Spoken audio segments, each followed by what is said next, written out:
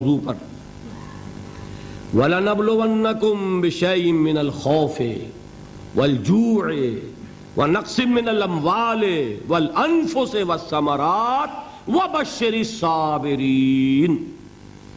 اور دیکھو ہم تمہیں آزمائیں گے، وَلَنَبْلُوَنَّكُمْ ہم لازماً آزمائیں گے تمہیں، بِشَيْءٍ مِّنَ الْخَوْفِ خوف کی کیفیت طاری کر کے، والجوع بھوک فقر اور فاقہ، ونقص من الاموال مالی نقصان، والانفس جانی نقصان، والثمرات اور ثمرات پھلوں اور میووں کا نقصان۔ میرے نزدیک یہاں پر ثمرات کا مفہوم ایک اور بھی ہے۔ ایک تو صاف تھا کھجور کی فصل تیار ہے، غزوہ تبوک جانے کا حکم مل گیا، کون اتارے گا؟ اور کھجور وقت پر اتری نہیں، برباد ہو جائے گی۔ یہ ہو رہا ہے نا میووں کا نقصان۔ اور میرے نزدیک یہاں یہ بھی ہے، بسا اوقات بہت سی محنتوں کا نتیجہ انسان دیکھتا ہے کہ ضائع چلا گیا، میں نے 10 سال محنت کی، حاصل کوئی نہیں نکلا۔ یہ ثمرات کیا ہیں؟ محنتیں، محنتوں کے ثمرات کا ضیاع۔ کوشش آپ نے کی، قسمت کی خوبی دیکھیے، ٹوٹی کہاں کمن، 2-4 ہاتھ جب کے لبے بام رہ گیا۔ Be prepared.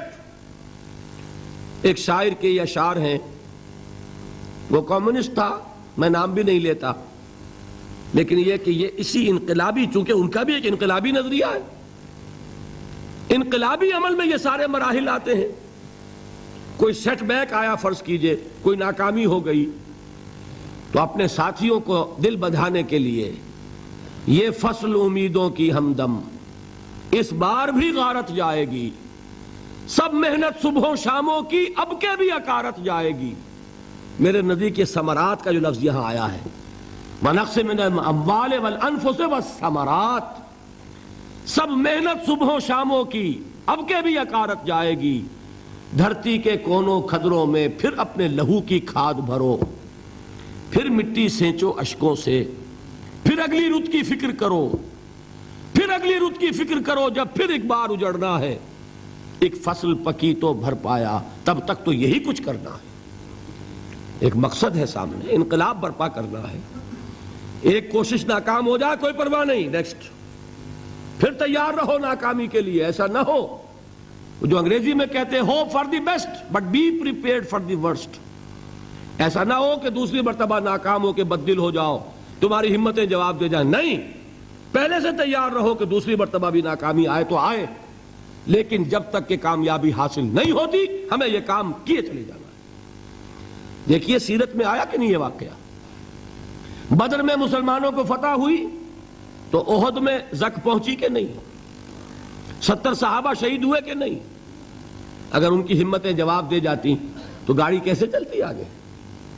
تو فرمایا وَلَنَبْلُوَنَّكُمْ بِشَيْءٍ مِّنَ الْخَوْفِ وَالْجُوعِ وَنَقْصٍ مِّنَ الْأَمْوَالِ وَالْأَنفُسِ وَالثَّمَرَاتِ، ہم تمہیں لازماً آزمائیں گے، خوف کی کیفیت سے، فقر و فاقے کی کیفیت سے، بھوک سے، جان کے نقصان سے، مال کے نقصان سے، محنتوں کے حاصل کے ضائع ہو جانے سے۔ وَبَشِّرِ الصَّابِرِينَ، اور اے نبی بشارت دیجئے صبر کرنے والوں کو۔ الذین اذا اصابتہم مصیبت، وہ کہ جب ان پر کوئی تکلیف آئے، کوئی مصیبت آئے، کوئی آزمائش آئے، قالوا انا للہ وانا الیہ راجعون، وہ یہ کہیں کہ ہم اللہ ہی کے ہیں، اللہ ہی کی طرف لوٹ جانا ہے۔ یہ وہی انداز ہے جو میں نے فارسی کا شعر سنایا تھا آپ کو کہ سرے تسلیم خم ہے جو مزاج یار میں آئے۔ وہ ہمارا مولا ہے، ہمارا آقا ہے، اگر اسے یہی منظور ہے تو ہمیں بھی یہی منظور ہے۔ میں نے تسلیم و رضا کی بات کی تھی نا، آپ کو کچھ شعر سنائے تھے، ایک شعر اور سنیے، اور یہ کس کا ہے؟ محمد علی جوہر کا۔ ایک مرتبہ جیل گئے، ان کی ایک بیٹی جوان بیمار ہوئی، فوت ہو گئی، باہر چھوڑا انگریز نے، جاؤ بھائی دفن کر دو بیٹی کو۔ دوسری مرتبہ جیل گئے، دوسری جوان بیٹی اسی مرض میں مبتلا ہوئی۔ اب یہ جیل میں ہے، خبر پہنچی کہ دوسری بیٹی کے اوپر بھی اسی مرض کا حملہ ہوا ہے۔ ایک نظم لکھی ہے جس کا آخری شعر یہ ہے تیری صحت ہمیں منظور ہے لیکن اس کو نہیں منظور تو پھر ہم کو بھی منظور نہیں. یہ ہے. جب تک یہ کیفیت نہ ہو اس میدان میں آدمی ثابت قدم نہیں رہ سکتا کہ میرے رب کو اگر یہ منظور ہے تو یہی مجھے منظور ہے. اور تیری صحت ہمیں چاہیے تو ضرور لیکن ہمارے رب کو منظور نہیں تو ہمیں بھی منظور ہے. راضی برضائے رب. وبشر الصابرین الذین اذا اصابتهم مصیبۃ قالوا انا للہ وانا الیہ راجعون. نہ شود نصیب دشمن کے شود ہلاک تیغت سر دوستہ سلامت کے تو خنجر آزمائی. اولئک علیہم صلوات من ربہم ورحمہ. یہی ہے وہ لوگ جن پر ان کے رب کی طرف سے عنایتیں ہیں اور رحمتیں ہیں. وَأُولَٰئِكَ هُمُ الْمُهْتَدُونَ. اور یہی ہے وہ لوگ جو کامیاب ہونے والے ہیں, ہدایت پانے والے, ہدایت یافتہ. اسی سورہ بقرہ میں ذرا آگے چل کر